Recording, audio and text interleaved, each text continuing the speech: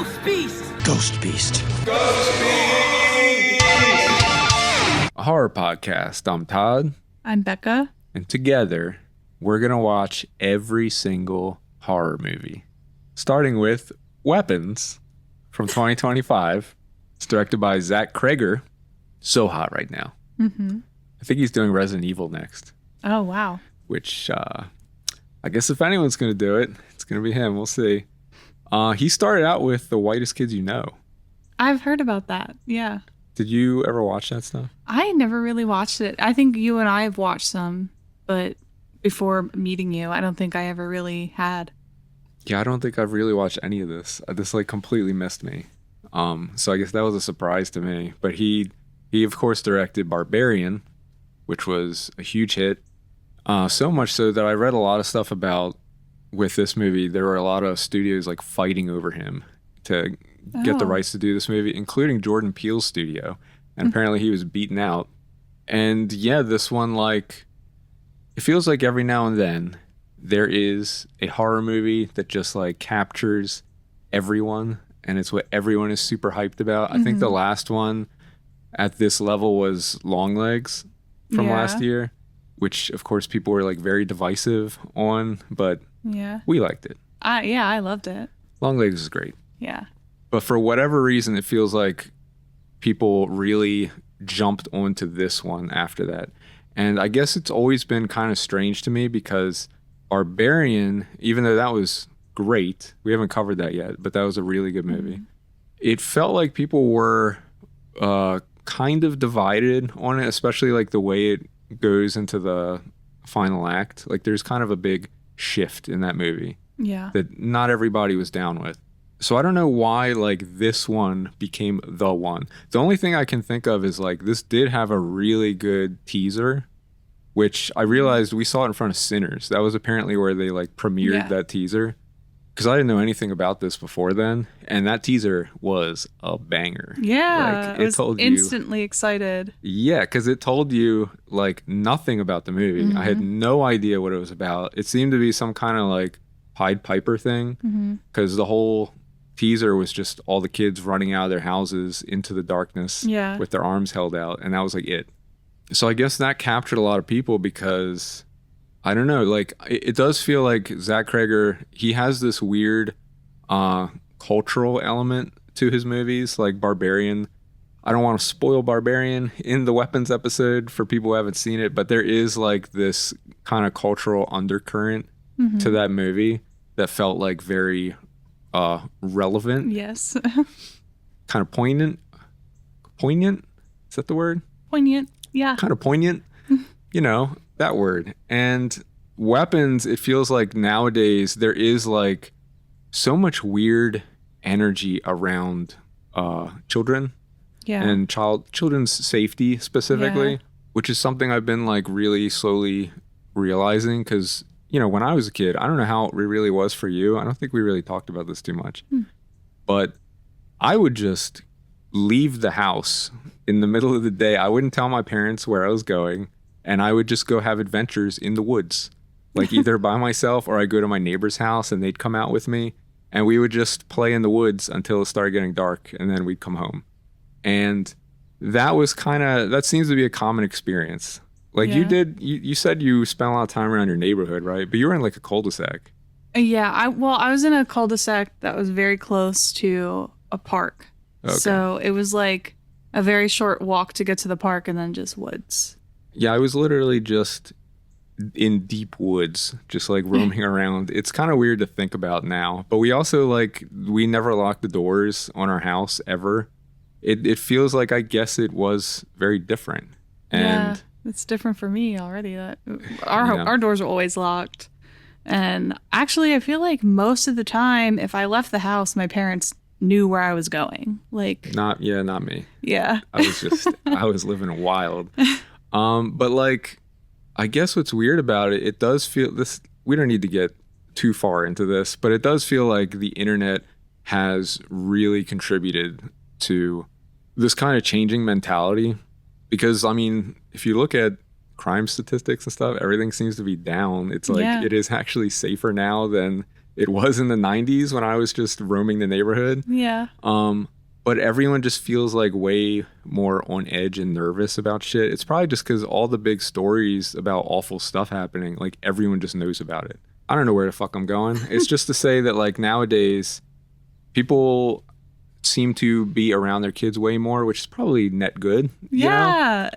But it also means that like, yeah, there is this this kind of due diligence. It almost seems irresponsible to just let your kids be free, like when I was a child.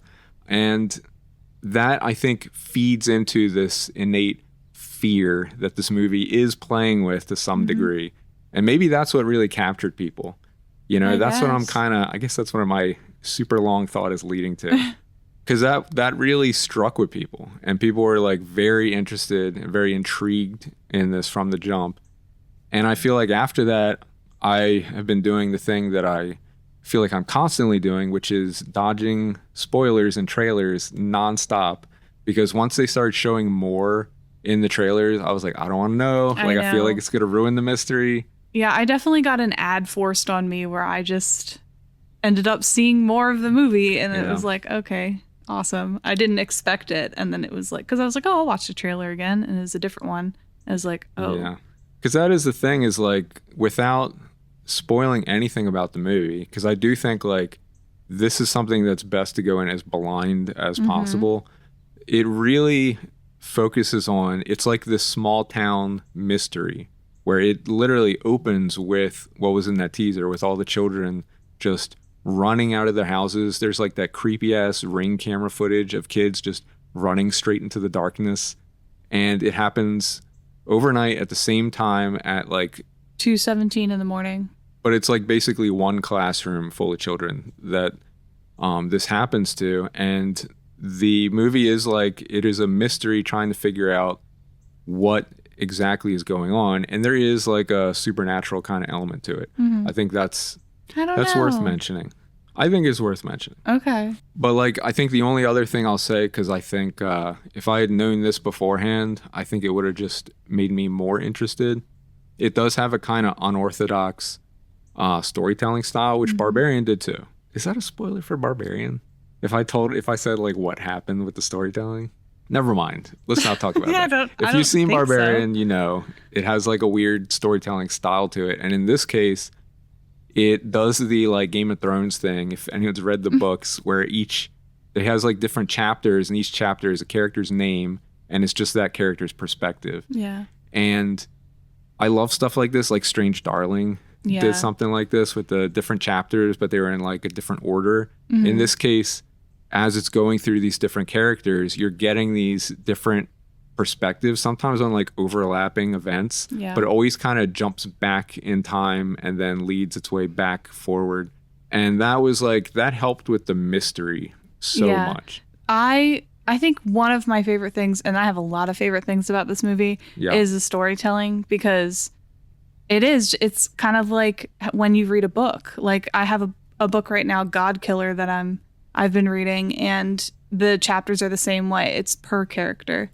And there's something so interesting about that, and I love that. Well, it's cool, and especially it's the way they kind of overlap. So it's like each chapter you wind up getting a little bit more information. And I think for a while, like if I'm going to just talk overall thoughts without spoiling anything, I think that is like, it's so compelling for so much of the movie, because the way it gives you these little details, it straight up gives you like cliffhangers. Yeah. Where at the end of a chapter, there'll be something where it's just like, I have no idea where this is going. I don't know what that's about. And then they flip it to another character.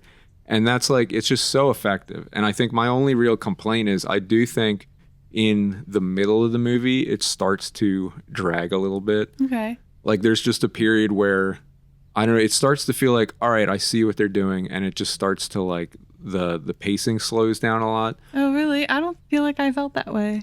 Well, I did.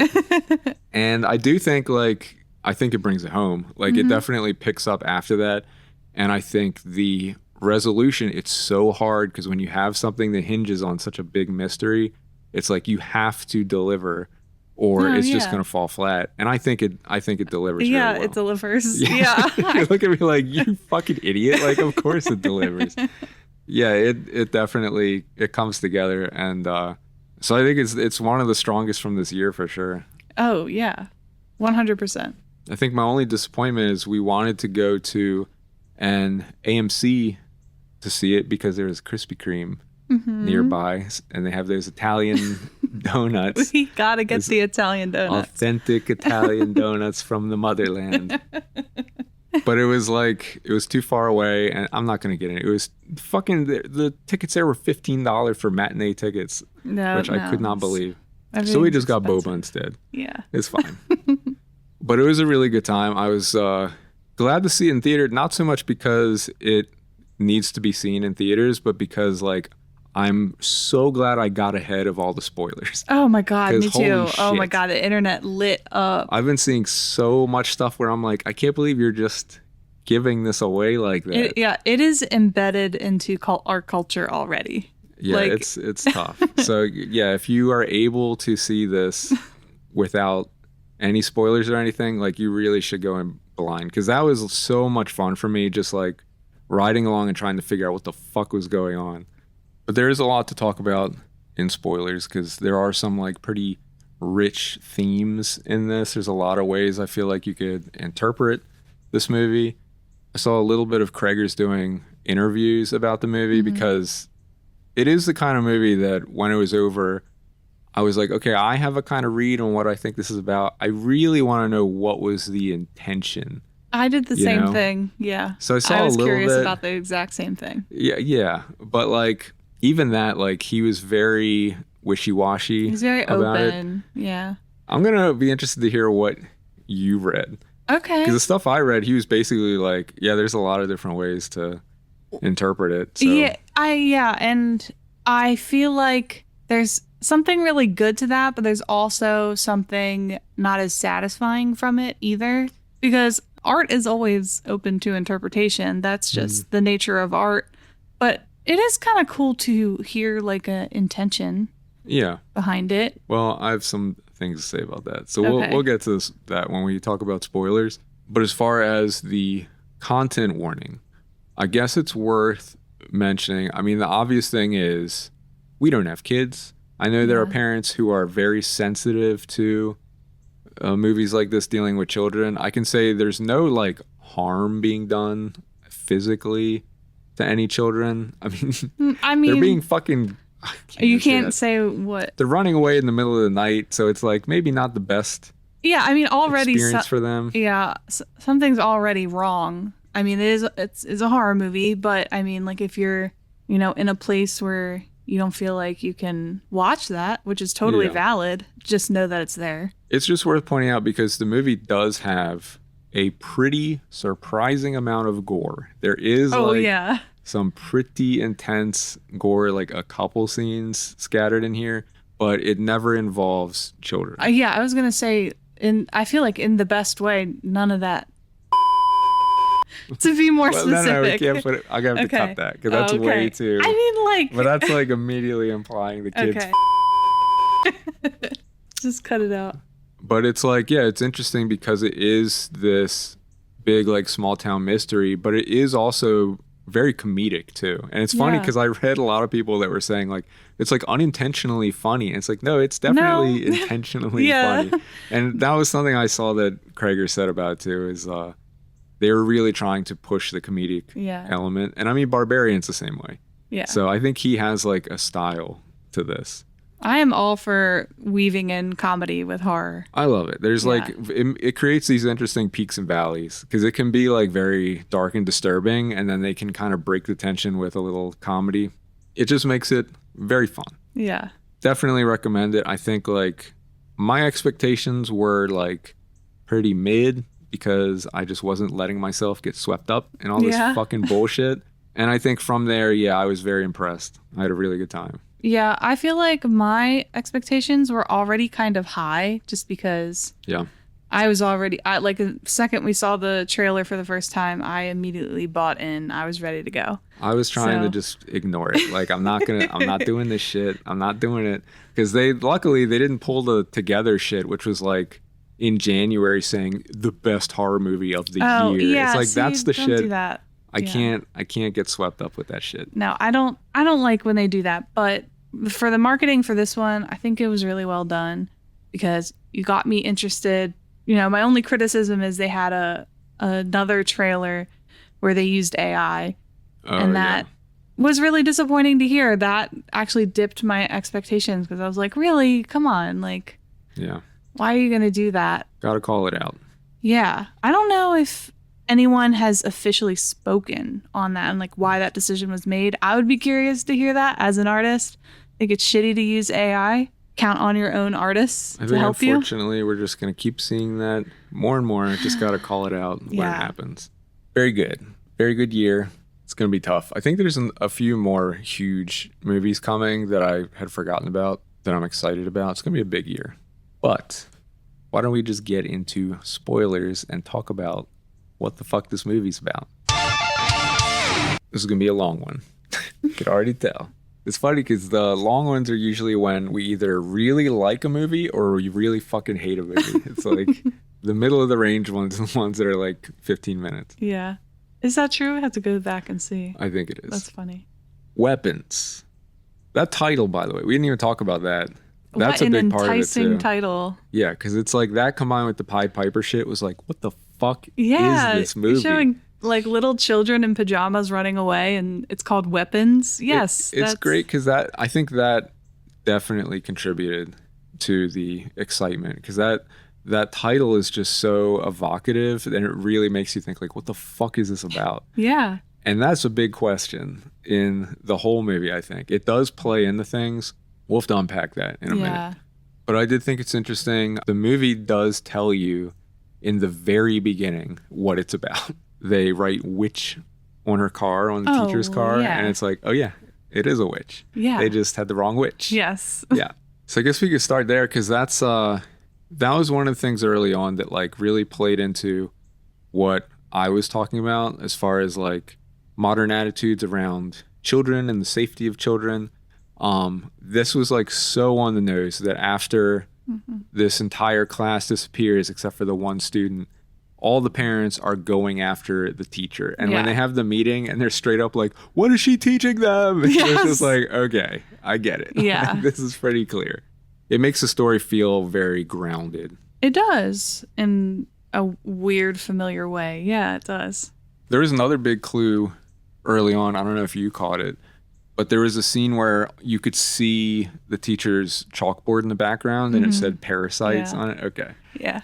That made me very interested. And that's another thing that like feeds into the whole mystery because it takes a long time before it's clear like what is actually happening. Yeah. And not only like the parasite on the board in the back, but also the couple, when they sit down to watch TV, they're watching a like documentary about parasites. Oh yeah. Yeah, too. I remember that. So it's like a reoccurring thing. And I love that. I love that in storytelling. Well, it's great because it winds up making sense because the witch in this movie is actually kind of like a parasite. Yeah. But before you know that it's a witch, it just really keeps feeding into like the mystery. I mean, did you have any guesses early on about what this could be about? I will say for like the first half of the movie, I guess, I was really like confused. I had no, and in a good way, in a way where it was like, okay, I'll just keep gathering clues and see what it could be. But from the beginning of the movie to the end of the movie, I never would have predicted the way it went. And I love that. Yeah, it's cool because it's kind of like all you get for so long is, of course, the children running away. But then you start getting the fucking dreams with the crazy jump scares with the lady with the weird makeup. Oh my God. That like I literally Joker. Like leapt out of my seat. I was like, that got me. There's like two pretty close together. Yeah. And that's where there's also Josh Brolin's character, his dream has that one shot of the like giant assault rifle over the house. That was cool. I thought it was cool looking. It was really cool, but that was like another thing that was just like, what the fuck? I know, but I love that. Yeah. I'm not complaining. I'm just saying like the movie's called Weapons. Yeah. See a giant assault rifle, still no idea what it's about. That was something that like, I think I've been thinking about that a lot. That is the most I feel open to interpretation. Oh, yeah. And I did see like one of the things I saw in the interviews was people called that out to think like, is this movie about school shootings in a way? Mm-hmm. And Zach Krager's response was no. Like he explicitly said it's not, and he didn't want the movie to be political or whatever. But like that's what's so tough, because we also had like the new Superman movie. They asked James Gunn about it, and he was like, no, it's not about the Middle East, even though it has like Schmalestein and Schmizrael like very clearly in the movie. So you don't know if you can really trust what the directors are saying in this climate, you know? Yeah, it did feel so odd for him to say like, well, you know, I hope everyone is open to interpretation what it is. Everybody can, you know, that's a given. I think it would have been cool to hear a little more, I guess. It does make me wonder if, with the way the world is now, and we don't need to get into this, maybe these directors and artists are a little more cautious about that kind of stuff, and they're trying to be more subtle with it, which maybe isn't so bad, but I think there is enough there that you can kind of figure it out on your own. If you have like the barest amount of media literacy, which maybe is lacking a lot nowadays, but even on like the most bare level, just the way that it deals with these kinds of anxieties around losing your child and the safety of your child, that stuff works enough on its own without needing to get into anything else, I think. Yeah. A couple of my favorite scenes early on, though, the ones that like really started to amp things up. One was when like it's like I said, it's kind of slowly going along, giving you like tiny little clues, but keeping you very in the dark until there's the scene of the principal sprinting toward the teacher at the gas station and attacking her. That was the moment where I was like, okay, what in the fuck is going on? Like, I know, it was very striking. The special effects they did with his eyeballs were crazy. Yeah. It was very scary, but it was also just like when you see him running with his arms out like that, it amps things up where it's really like, okay, something's really fucking going on here. Well, yeah, you're kind of like beating along to the story, and then this is where things kind of like hit a wall, and you're like, whoa, hold on a second. What's happening? But of course, we do eventually get introduced to the witch at the center of the story. Yeah. Who is probably going to be a pretty iconic character now. Oh, yeah. She's already an icon in the drag community. I've already seen so many memes. I guess that doesn't surprise me. That's funny. Yeah, Gladys is now a queer icon, I fear. Well, especially with that fucking haircut with those bangs. I mean, honestly, the wardrobe design on that was perfection. I just thought that worked so well, and it was so... She is so Gladys. So much of this movie, including that, reminded me of a movie I saw when I was a kid called The Witches. I've talked to you about this before. I can't believe you haven't seen it, because I saw it on TV all the time. And it was a movie with these... all I can remember is it had witches. I think the head witch also had crazy bangs like that, but she had black hair. And they turned some children into mice. And it was scary as fuck. Wow. Like, that movie fucked me up. I'm really curious to watch that, like, now as an adult. But this did, like, it reminded me of that a lot. It's like, I wonder if that was part of his inspirations. Maybe. But I think, like, it's cool how when you get introduced to her, she seems, like, very harmless, mild-mannered. Like, she's very pushy in a way that, like, you know... We all know old people like this. Yeah. But it's that scene in the principal's house when she reveals her magic ability. I think that was another thing that was really cool with this movie, is there is like this kind of witch lore it introduces, and it like spells it out very clearly, but it's still very mysterious without even saying anything. They just show you the whole thing with her like pricking her hand, getting the blood on it, wrapping the hair around it, and then when she snaps it, it was nuts. Then shit happens. Yeah. And they establish that so well, so that every scene after that, you're like waiting for the snap, like, oh no. Yeah, they take you step by step from the beginning, so you know how this spell works. It's very like show don't tell, which is really effective. And the scene when the principal turns on his boyfriend and beats his head in, That was a really shocking turn in the movie. Yeah. Because it never really showed any kind of violence like that before then. No, not right? really. And the couple, they were so likable. Yeah, with their fucking hot dog meal. Those hot dogs, man. I have to say, when they were shopping and they got the Fruity Pebbles, there was somebody in the theater who laughed like way too hard at that. Oh my God. I'm surprised you didn't notice that because I was kind of like, all right, like you've been laughing for a long time. But I mean, it's clever and cute, but it's not like. But it's like that happened, and then it was right after that this giant hot dog meal, and I was just like, God damn it! Like, there's definitely some people who are just like loving this for the wrong reasons. Oh, you know what? That didn't even cross my mind because I'm just like, look at these divas and their hot dog charcuterie. They okay, had like 8 hot dogs. That was fucking crazy. It was 7 hot dogs. I saw somebody posted a picture. That's not an even number. Yeah, I know. Crazy. And everyone on the internet is saying like, who had the extra hot dog? I think they split it. That's what we do. That's what we would do. Yeah. But the fact that like, they each got 3 hot dogs, 2 chocolate chip cookies, potato chips, and then some carrots or something. And a big ass bowl of ranch. God damn.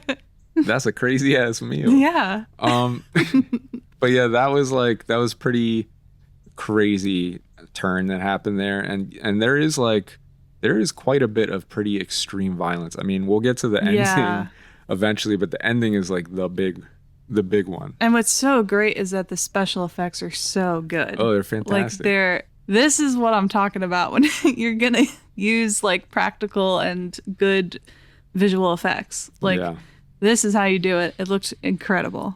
Yeah, it looked so good. Like all the scenes around the house that she was staying at, that was a bit like, okay, this house has newspaper on all the windows and shit. Like, why are the cops just ignoring this? I know, and it's crazy because they answer that, and they answer it so elegantly. Oh, do they really? Yeah. Well, I was gonna say like I just hand waved it as witchcraft, but was there like an explicit reasoning they gave? I remember when the teacher went to the house, she sees all the newspaper and everything, and she sees like the parents and all that, and I was thinking, how the fuck did the cops not see newspaper all over the windows and like, what the fuck is this about? And they answer it by saying she had that poor boy clean up everything. And then, well, that was for the visit, but after that it's like nobody's driving by. I wonder what's going on. I know. I think like it's like I said, I hand wave it as like, sure, she's a witch, like maybe she's putting up some kind of glamour or something, making them forget about it. But when people start like looking in the windows and you just see the parents sitting in the dark and shit, like there is a lot of like super creepy imagery like that works really well. Also, when they were at the dinner table and they start like stabbing themselves in the face with forks, that was crazy. And this poor child. There are some things in this movie that are like super dark. Like, remember, she threatens him by saying like he could get them to eat each other, basically. Like, that's pretty fucking horrifying. It is fucking horrifying. But yeah, and then when you do finally see where all the children are, they're like standing around in the basement in the dark. Like that was super creepy too. Yes. It's like I said, there are these like big standout moments, but then there are some parts in the middle where it's like, I guess I would get hyped up by one of these moments and like really interested in the mystery, and then it would kind of take a step back with a new character. And some of the overlapping felt like, okay, we're not really getting a fresh perspective. We're just going through it again. Because I think especially it was with the character who's like the homeless kid. Yeah. Some of that starts feeling like spinning the wheels. Like we're not really getting too much of a new perspective on things. So the mystery is kind of getting put aside for a bit. That's what I mean by like the pacing slowing down. Yeah. It's not a major complaint, but it did like drag things out a little bit in the middle. I guess I can see that, but I also feel like I liked that. Like I liked seeing all these different perspectives because it was still like fueling my like what the heck is going on kind of aspect of this. Yeah, I can see that. I think it made the pacing feel a little uneven in the middle, but it's not a big complaint because then that's the thing when it comes back around in the ending. And they kind of abandon this perspective thing at that point. It just kind of turns into a regular movie. Yeah.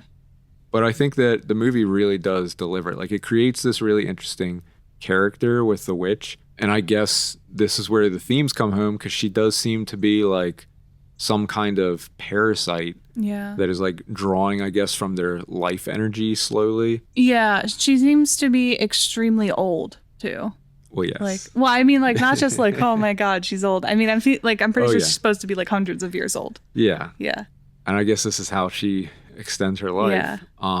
Yeah, and I guess the ultimate thing is that like the weapons are these people that like fall under her control. Like the fact she can turn people into weapons and send them after people.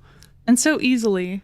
Yeah, it is pretty scary. I think there is like an interesting big question at the end about like, I guess how much do they remember about all this? Because they mentioned once she gets taken out, because I guess we'll talk about the finale.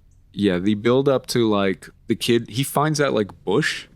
I guess that was like a cool bit of lore too. That, did you notice that there was like a whole bush with all the thorny what is this called? Thorns? Like what? It was the thorny twigs. Yeah. It was like a little tree. The thorny branches coming off. I couldn't remember the word branch for some reason. What the fuck? The thorny branches. It happens. It's like, I guess that's where her magic comes from. Is it a magical bush? Is it her magic? Like, I don't know. That's cool. Magical bush. But the way he finds it, yeah. Yeah. Anyway, that's not stated. No. My mom listens to this. Oh. Yeah, the way he turns it against her. And yeah, that final scene of the children all chasing down the witch. Oh my God. Fucking nuts. And that that's was so good. It's a good example of how the comedy kind of works in the movie too. Because every part where the children just go bursting out of the windows, it was like, shit. I laughed at that like every single time. It happens like 4 times. That was way too good. That shit was crazy. Yes. That was scary, Holy man. Shit. Not even just them chasing her down, which was just hilarious and scary. Yeah. At the same time, but also just like them ripping into this lady that just fucking tore her head off. Apart, yeah.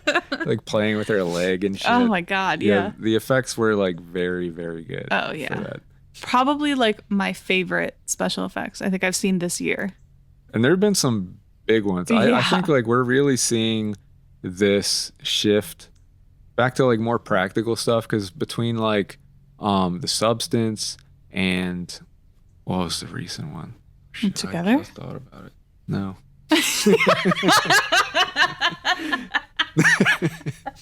How do you think about Until What was Dawn? I just thinking about? No.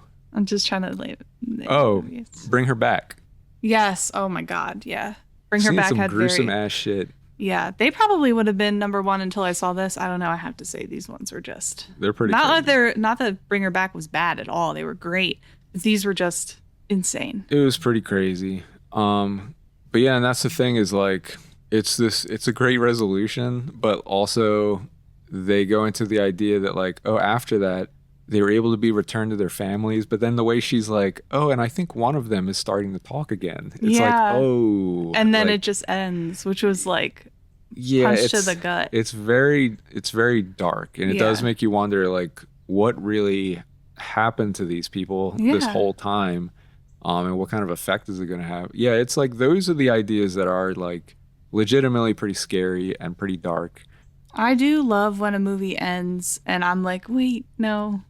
Yeah. I need more.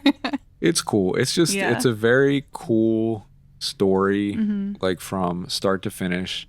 And I think that's like the best thing I can say about it. I've seen so many movies that have this like great setup, and you know, you have some big mystery you're following, and then the end, like when it's this evocative about like what could be going on, like what in the fuck is this, it's easy to just not meet those expectations. And I think Weapons does a great job of paying it off in the end. That's like one of the most effective parts about it, while also having this like small town mystery that just has like so much more going on underneath. Yeah, it was really good. Like this is not like fucking Prisoners or something. This is like, no, it's a witch. It's a witch fucking these people up. Yeah, it's very cool. Yeah. What were your favorite scenes? You said you had a few. Well, obviously the ending. We already talked Of about course. that. Yeah, that's definitely Iconic. Yeah.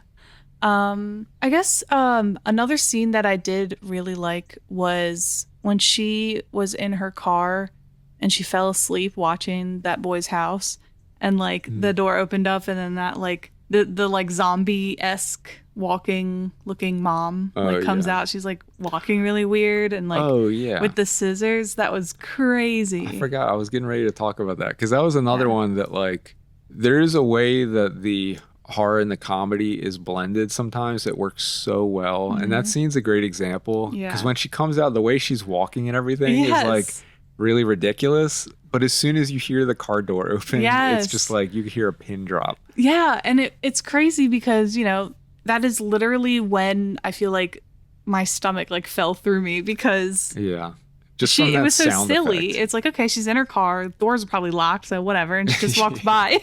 She opens the door and it's like, no. It was that was a really cool scene too. Yeah. And I think that was one of the first, because that was before the principal attacks, right? Yeah. So that was one of the first glimpses at like, you know, something's real fucking wrong here. But yeah, it was great. It was very good time. I don't know if I would consider it better than Sinners. At this point. I've been talking to some friends about that, and it's up there. It is up there. For me, they're kind of tied right now. It's hard, but I also just really love Sinners. So like, I don't know. I don't think I could put it above Sinners. We'll have this conversation. Yeah, but this was such a good movie. Yeah, the top 10's really coming together. Yeah. This year, that's going to be an interesting episode. Yeah. We'll probably do that in like January. Yeah. I don't know. Did you have anything else about this? Did you know Pedro Pascal was supposed to be in this? What? Why wasn't he in it? I think his schedule was too fucking nuts. And he's in everything right now. I know. That would have been cool though. I think there was actually like this whole other cast and it all just like fell apart. But I think the cast that they wound up with was really good. Yeah, I agree. Very curious about his next movie, Resident Evil. I think that's the next one. But if he continues doing this thing with like the horror blended with the comedy and stuff, I think like, you know what? I just thought about that because he comes from The Whitest Kids You Know, which I was not familiar with until now. So I guess it makes sense the way he blends the comedy in there. It feels like very Jordan Peele in that way. Yeah. And we definitely watched some Whitest Kids You Know stuff together, right? I don't know if we did. Oh, I thought that you put some on before. Not me. No? Nope. Maybe not. Listen, I think when you were in college, there were probably a lot of white kids who loved this shit. So they probably showed it to you. I don't know. I don't remember. I've never watched any of it fully. I've just seen like clips before. It went right past me. Yes, for me too. But it does seem like he has a style with that, and I'm super down with it. Me too. You can go to ghostbeast.com for all their links. You can also search for Ghost Beast Pod, and you can follow Ghost Beast on Letterboxd, where we rank everything we cover. Okay? Yep. Uh-oh. Here's a question for you. Okay. I put it above We're All Going to the World's Fair, but below 28 Years Later. Yeah, no, it has to go up. Okay. That's interesting, because I think that's where I would put it. Really? Yeah. Well, I would put it above. And I love 28 Years Later. That's fine. I just wasn't sure where you fell on that. But that puts it above 28 Years Later and below Sinners, little 2025 sandwich. And that's number 16 on our list. Mm-hmm. You can contact us at podcast@ghostbeast.com. You can also go to our shop, which is on ghostbeast.com. We've actually been selling a few stickers. Yeah. Here and there. That's all we got right now, but we got stickers with designs by Becca. Little Terrifier design. There's a Substance one. There's a Pearl one. Mm-hmm. And then we got our logo stickers. And I think we have a bunch of other horror stickers that you designed, so we'll probably like swap them out. Yeah. Because we got the free account. We can only list 5 things, all right? Look, we're doing what we can. Look, yes. But we appreciate all your support. I don't know who ordered them. It was like a few random people. Yeah, which is great. Thank you. Yeah, thank you. That's it.